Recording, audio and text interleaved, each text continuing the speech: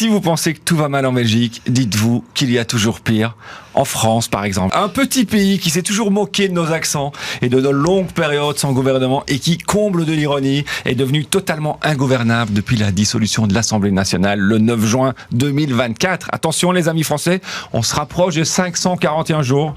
Alors petit rappel des faits récents pour ceux qui n'ont pas suivi. Alors le 9 septembre, Emmanuel Macron nomme Sébastien Lecornu au poste de Premier ministre. Donc après les censures successives de Michel Barnier et François Bayrou, le monarque absolu se dit que la solution ne peut venir que d'un autre homme blanc de droite. C'est bien connu, Fabrice, on ne change pas une équipe qui perd. Et ce dimanche 5 septembre, 27 jours après 27 jours de négociations, donc, Lecornu dévoile son gouvernement de changement, composé d'hommes blancs de droite macronistes et d'hommes blancs de droite des Républicains, qui étaient déjà pour la plupart dans le gouvernement Bayrou. À nouveau, on ne change pas une équipe qui perd. Et puis, coup de tonnerre, Bruno Retailleau, le président des LR, qui avec les 47 voix de son parti sur 577 à l'Assemblée nationale pensait avoir la majorité, eh bien, il débranche la prise du nouveau gouvernement, car il trouve que les hommes blancs de droite macronistes ne sont pas assez de droite et qu'il n'y a donc pas assez de vrais hommes blancs de droite comme lui. Sébastien Lecornu restera donc dans les annales de la politique française comme le chef de gouvernement le plus court de l'histoire, 14 heures. Seul point positif, il n'aura même pas eu le temps de se faire censurer. Est-ce qu'on peut parler d'un cas de démissionneur précoce, Fabrice ? Pas mal. Je vous laisse la responsabilité de ces termes.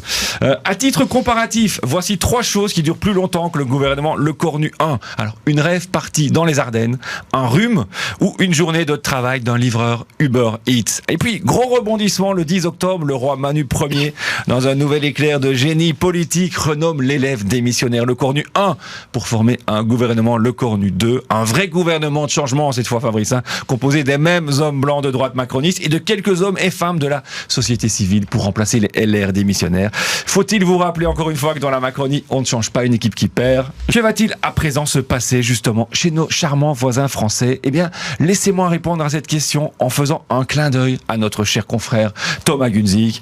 Est-ce qu'Emmanuel Macron devrait démissionner ? Oui. Est-ce qu'Emmanuel Macron va démissionner ? Non. En cas de censure du gouvernement Lecornu 2, est-ce qu'Emmanuel Macron préférera dissoudre l'Assemblée plutôt que de nommer un Premier ministre de gauche ? Oui. Est-ce que la France devrait s'inspirer du modèle belge ? Non, peut-être. Est-ce qu'Emmanuel Macron devrait nommer Georges Boucher au poste de Premier ministre pour ses qualités d'écoute et de compromis ? Non. Est-ce que ce serait une bonne chose pour la Belgique si Emmanuel Macron nommait Georges Boucher au poste de Premier ministre en France ? Oui. Est-ce que Brigitte s'appelle en réalité Thierry ? Non.